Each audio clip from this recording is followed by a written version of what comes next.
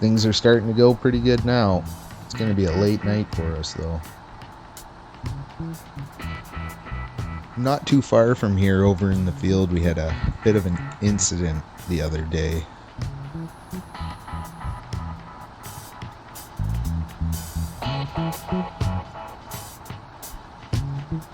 It all started on a beauty Saturday afternoon. Out of nowhere, the boys give me a call and want to go for a rip on the four-wheelers.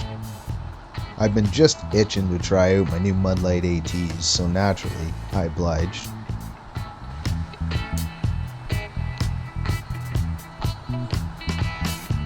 So we all meet up down at the shop, start getting the machines ready for the ride, when all of a sudden we see the boss's nephew, Nick, come rolling into the yard.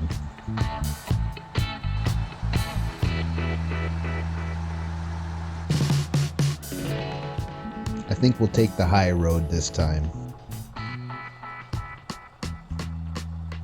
Now don't get me wrong, he seems like he's a decent kid, especially for just getting out of high school. Guess the nicest way to put it is, he doesn't have to work too hard in life, and he knows it. So he comes screaming into the yard like a banshee, and jumps out of the truck with his tail just a wagging behind him, asking if he can come along this time.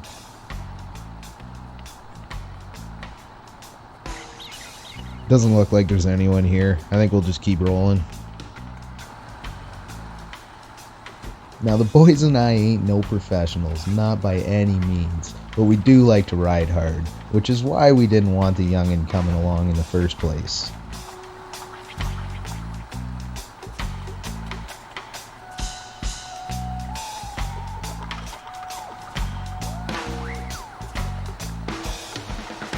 Oh crap, this is deep.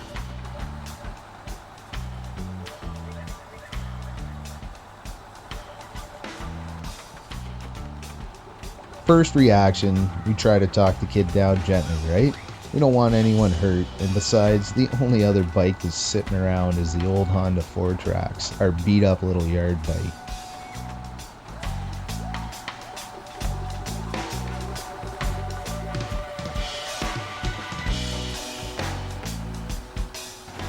So after a good back and forth, kid finally wears us down. I guess we'll take it easy today. I figured he'd be stuck in 10 minutes, but kid actually held his own out there. Alright, time to grab some logs. I think we'll give this rain a couple minutes, see if it'll stop first though. So I don't know, maybe 2 hours on, show turns into a who has the fastest bike contest. Natural progression really. We'd been at it for maybe half an hour, and poor Nick wasn't winning too much in the little 4Trax, as you might imagine.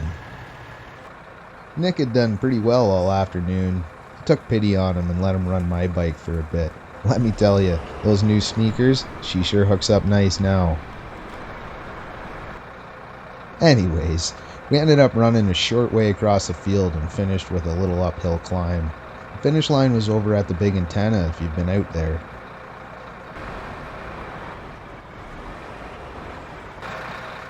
Now, common sense would dictate this isn't the Olympics. Unfortunately, Nick didn't get that memo that day.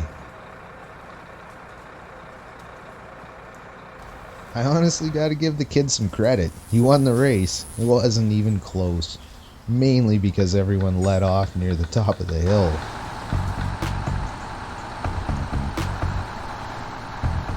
Not old Nicky. Pretty sure he was headed for the moon. At least that's what it looked like from my seat. So I'm way in the back as I'm running on the little 4Trax now, which just happened to be the perfect view of everyone's brake lights, except poor Nick. Never did see his turn on.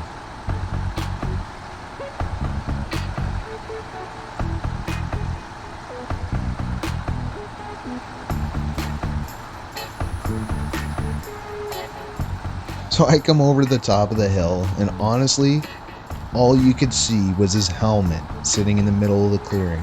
Nothing else. So we all freaking panic, obviously. Everyone runs over to help Nick. I don't even want to say what was running through my head at that moment.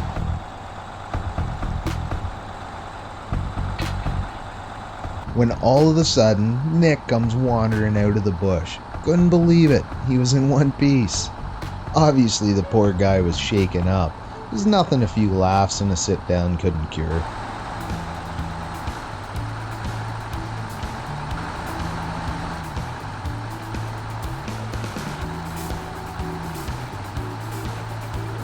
Once everyone settled down from our little adventure, we yanked the bike out of the bush and leave it in a heap sitting in the field.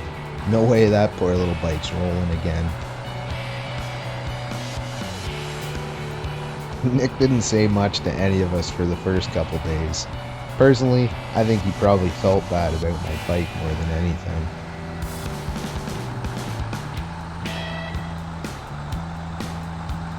Kinda sucks. I really did like that bike, but honestly, I'm just glad he's okay. Hindsight being 2020, I guess we should have trusted our guts on that morning. And I mean, you can't be that sad about getting a new bike, especially when the boss is paying for it. Well, I'm gonna go get the trailer unloaded. We'll talk to you guys on our next adventure.